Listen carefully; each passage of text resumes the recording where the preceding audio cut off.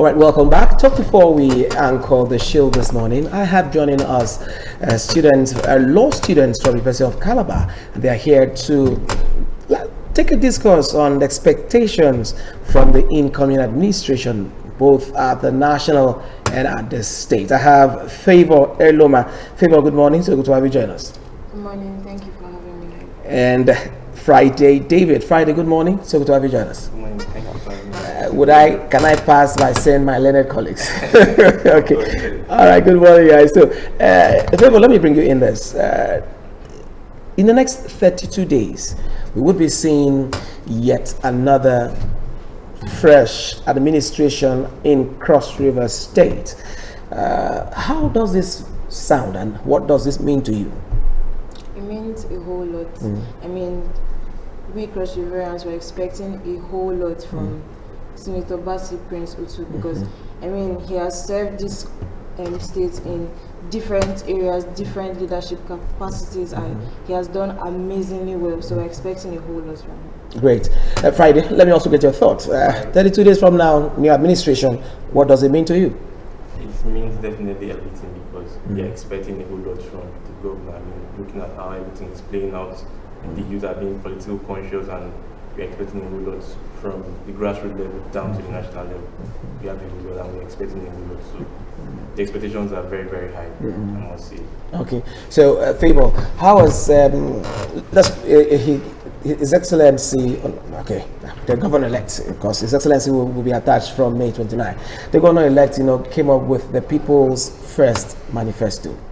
Now, looking at, you've been across the area and you know a whole lot that he's done for the citizens and non-citizens, non-indigenous here in the state. So what do you think he's going to bring on board as regards people, being a people-oriented person? Okay. Education, first of all.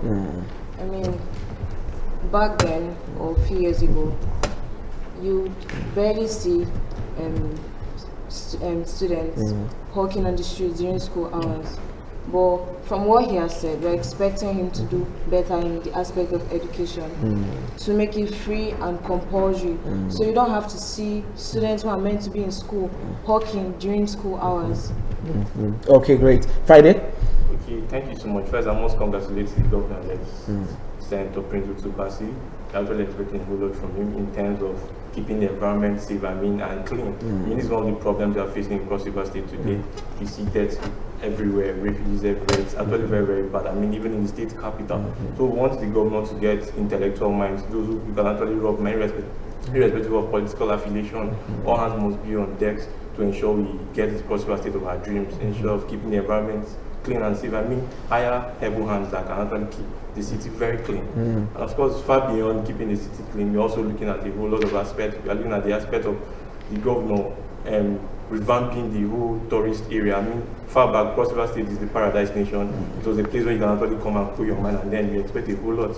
But today it's actually a different narrative. So we are expecting the governor to bring in intellectual persons who can actually revamp the tourist center. I mean, it's also a means of attraction, and it's also going to contribute to the state revenue if you can actually change a whole lot, like Ducato Ranch, Tinapa, a whole lot. I mean, okay, let me just stick with you, Friday. Now, this administration that would end its time come May 29 has been very good to the young people. What would be your advice? Because the next administration coming, would you advise to go ahead with the youth engagement in governance? Because this administration truly, let's give it to Sabena Yade, he has really engaged the youth. Do you see the same thing replicated in the administration of Prince Bassey too? Yes, of course I do, and then I mean, first, His Excellency Prince Bernard Ayade has done a whole lot of things, has actually done a whole lot of things in terms of bringing youth, bringing all cards on the table to ensure that youth participate actively in political activities. I mean, we are the leaders of tomorrow, so we don't come to join hands and rub minds together. It's actually not going to work out. And then Senator Prince Bassey has actually been a man of the people. During his campaign, he works with mostly youth. He visited student union government, he visited different student associations, students parappa, and then of course he ensured us his stake in his regime. And so we are expecting a whole lot in terms of youth participation in the coming administration. Okay, so Favor, now His Excellency, I keep calling, he has to wait till 32 days from now. The governor-elect, Prince Bassey II, what would be your advice for him, at least the low-hanging fruit? Now, if you were to advise him, what would be those things you would love to tell him to quickly go out to achieve in the next 100 days of his administration? It has to be the basic things in the state in terms of infrastructures, good roads, street lights. I mean, if you go out at night or driving at night, you can barely see where you're going to, and the roads are not good. So having no street lights and bad roads at the same time, I feel like that's the first thing he should actually work on. Great. Okay, Friday, let's also get your thoughts on that.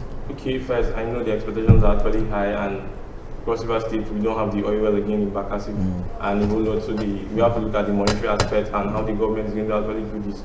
We are expecting a whole lot from him, but we also have to look at the state budget and treasuries at first.